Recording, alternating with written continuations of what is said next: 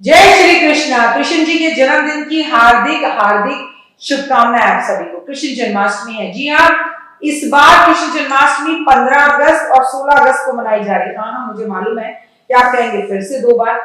देखिए, 2 मिनट के उपाय में मैं आपको क्लियर बता दूंगी कि 15 अगस्त को कृष्ण जन्माष्टमी मनाई जाए कि 16 अगस्त को मनाई जाए, बट ये बात पक्की है कि 15 और 16 की कृष्ण जन्माष्टमी मनाई जा रही है। आप सभी का स्वागत अभिनंदन है आपके, मेरे और माता रानी के इस खूबसूरत से यूट्यूब चैनल पे। कृष्ण जन्माष्टमी की रात पर किए जाने वाले चमत्कारी उपाय मैं आपके साथ इस वीडियो में शेयर कर रही हूँ कि आपको कृष्ण जन्माष्टमी की रात को कोई साधारण रात मत समझिए।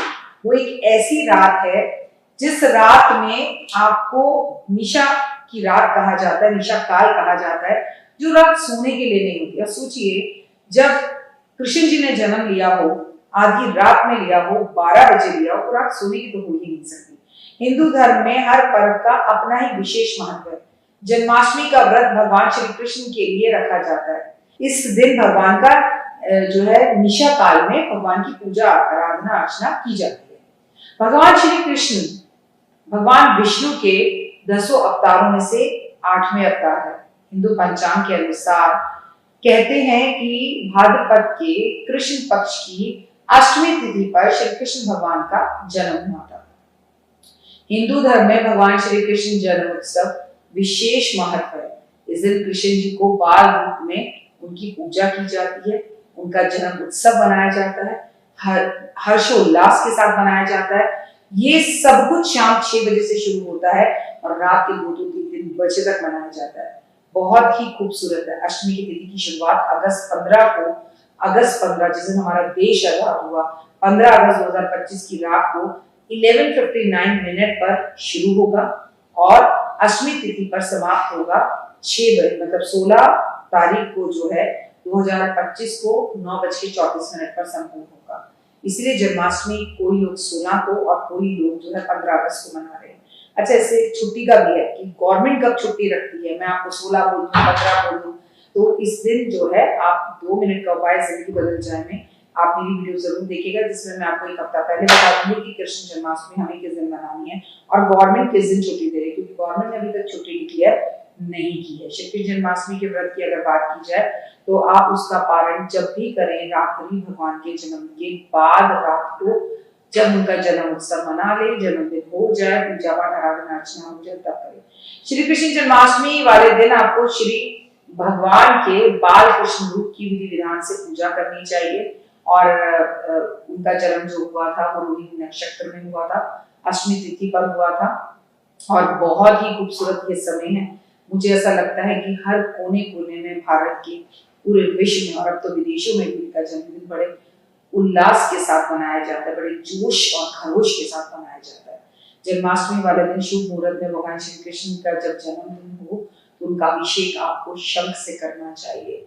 शंख में दूध, दही, शहद, घी रखकर अगर आप अपने घर में पंचामृत से उनका अभिषेक करते हैं तो आपको भगवान की अधिक कृपा मिलती है और मन की शांति मिलती है। ऐसा करने से कन्हैया की कृपा प्राप्त होने के साथ आर्थिक संपदा भी आपकी बढ़ती है। और अगर आपके घर में पूजा नहीं होती तो घर के आसपास के मंदिरों में जरूर जाएं और वहां बढ़ चढ़कर भाग लें। जन्माष्टमी की रात में भगवान को भोग जरूर लगाएं। कई तरह की मिठाइयों का 56 भोग उन्हें जो है रात्रि में 12 बजे जन्म देने के बाद, स्नान कराने के बाद भोग लगाया जाता है, जिसमें लड्डू गोपाल को लड्डू, मक्खन मिश्री का भोग मेन लगाया जाता है। कोई भी भोग आप उन्हें लगाएं, लड्डू का, मक्खन मिश्री का, लेकिन जब तक उसमें तुलसी ना हो, तुलसी जल डालना बिल्कुल ना भूलें, तब तक वो भोग अधूरा रहता है। ऐसा भी कहा जाता है कि कन्हैया का आशीर्वाद प्राप्त करने के लिए आज आपको मंदिरों में तुलसी का पौधा जरूर लगाना चाहिए। इससे घर में सुख शांति आती है।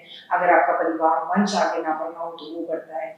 आपको भगवान को आज के दिन बहुत सारी चीजें अर्पण करनी चाहिए, लेकिन सबसे ज्यादा खूबसूरत तोहफा जो उनका होता है वो होता है कि राधा रानी की तस्वीर अर्पण करें, बांसुरी अर्पण करें, खीरे का भोग लगाएं, मक्खन मिश्री का भोग लगाएं, तमाम तरह की मिठाइयां और फल फूल मेवा उस पर सभी चढ़ाते हैं, है ना, तो वो भगवान को अर्पण करें। जन्माष्टमी की पूजा में भगवान श्री कृष्ण को पान के पत्ते का भोग लगाना या मीठे पान का भोग लगाना विशेष खास माना गया है। इस दिन आपको पान के पत्ते पर श्री यंत्र रखकर उसकी पूजा कर उसे अपने घर की अलमारी या तिजोरी या ऑफिस के गले में जरूर रखना चाहिए और ये सब रात्रि में करना चाहिए। आपको इस जन्माष्टमी वाली रात के दिन भगवान को चांदी की बांसुरी या कम से कम मिट्टी की बांसुरी या कम से कम लकड़ी की बांसुरी अर्पण जरूर करनी चाहिए और राधे राधे का 108 बार जाप करना चाहिए। जन्माष्टमी की रात को आपको घर के अंदर ये उपाय जरूर करने चाहिए। जन्माष्टमी वाली रात को आप जब भगवान को बांसुरी अर्पण करें तो अपने घर में भी जोर जोर से उनका जन्म होने पर 12 बजे शंख जरूर बजाएं अगर आप घर में हैं। लेकिन अक्सर हम करते हैं अपने घर में ताले लगाकर आसपास के मंदिरों में जाते हैं, 12 बजे से पहले मंदिर घूमकर आ जाइए, लेकिन अपने घर में भी भगवान का जन्म उत्सव जरूर बनाए, इससे धन संपत्ति आती है। ऐसा ना हो दुनिया उनका जन्मदिन मना रही हो, आपका घर सूना हो, मंदिर बंद हो, नृत्य कर करके भगवान का जो है जन्म करना चाहिए। घर के सभी लोगों को रात्रि जागरण करना चाहिए, जितना ज्यादा हो सके उतना ज्यादा आपको भगवान के सामने बैठ के लक्ष्मी सहस्त्र नाम का पाठ, विष्णु सहस्त्र नाम का पाठ करना चाहिए। जन्माष्टमी की रात को आपको बहुत जरूरी है कि आप तुलसी की पूजा करें, तुलसी की परिक्रमा करें, तुलसी की 108 परिक्रमा करें, 108 बत्ती लेके उनके सामने घी का और चमेली के तेल का दिया जरूर जलाएं।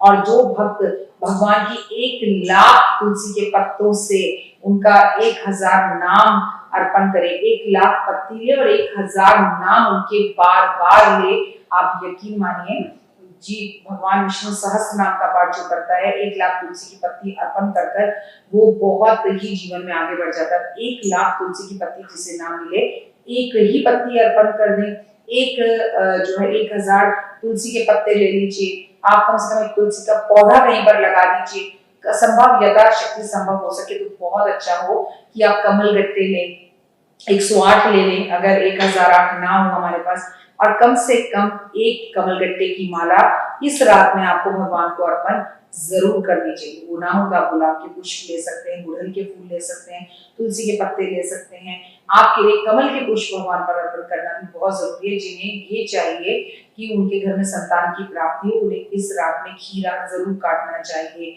ऐसा करने से आपके घर में बच्चे की किलकारियां बहुत जल्द आती है। जो लोग कृष्ण जन्माष्टमी की रात में कहाँ पर होते हैं, गौशाला में होते हैं, और रात को 12 बजे गौशाला में भगवान का जन्मदिन मनाते हैं, अपने घर में मनाते हैं, अपने घर में आप जो है गौशाला जाके दिए जलाकर आते हैं। कैसा दिया 12 बजे से पहले गौशाला जाके जलाया है, जिसकी बत्ती सुबह तक जलती रहे तो भी भगवान की आपको विशेष कृपा मिलती है, तरक्की के रास्ते खुलते हैं, करियर में आ रही बाधाएं दूर होती हैं। और हाँ, इस रात 12 बजे भगवान का जन्म होने के बाद आपको भगवान की नजर जरूर उतारनी है, 100 रुपए उन पर वार कर और किसी जरूरतमंद व्यक्ति को दे देने चाहिए। इस दिन आपको भगवान को शहद का भोग जरूर लगाना चाहिए। कहते हैं इससे वैवाहिक जीवन में आ रही परेशानियां सही होती हैं और कष्ट और तकलीफें दूर होती है। जन्माष्टमी के दिन भूल कर भी कुछ गलतियां नहीं करनी चाहिए, जिससे भगवान नाराज नहीं होते हैं, लेकिन आपको खुद को कुछ दिन बाद अच्छा नहीं लगेगा। देखिए, व्रत रख रहे हैं तो नियम का पालन करें, रात्रि व्रत खोले भगवान का जन्म होने के बाद, उन्हें वो भोग लगाएं और उसी भोग से अपना व्रत खोलें। दिन में सोना नहीं चाहिए, भोजन 12 बजे रात्रि से पहले नहीं करना चाहिए। जन्माष्टमी के दिन किसी और के घर का खाना नहीं खाना चाहिए, तामसी भोजन या नशे से बचना चाहिए। इस दिन किसी बच्चे का अपमान नहीं करना चाहिए, इस दिन गाय को कोई कष्ट नहीं देना चाहिए, इस दिन गाय के दर्शन जरूर करने चाहिए, इस दिन गाय की परिक्रमा जरूर करनी चाहिए, इस दिन झगड़ालू लोगों से दूर रहना चाहिए, मंदिर को सजाना चाहिए और मंदिर की सजावट में अच्छे कामों में आपको अपना धन जरूर देना चाहिए। ऐसा करेंगे तो आपका जीवन खुशियों भरा रहेगा। और कृष्ण जन्माष्टमी रोज नहीं आती है, भाद्रपद के जो कृष्ण पक्ष की अष्टमी होती है उस पर श्री कृष्ण भगवान ने जन्म लिया था। और छोटे छोटे बच्चों को भी अपने हाथ से मक्खन मिश्री जरूर खिलाएं। और मैं आपसे कहूंगी डांडिया जरूर खेलें, मैं आपसे कहूंगी कि हांडी जरूर तोड़ें। ऐसा करने से आपके जो कर्म पूरे साल के आपने गलत किए हैं वो टूट जाते हैं। मंदिर में कहीं पर भी हांडी लगी है तो हांडी उत्सव में भी जरूर जाए और बढ़ चढ़कर दान पुण्य करेंगे, बहुत अच्छा रहेगा। ऐसे भंडारे जरूर करने चाहिए। जय माता।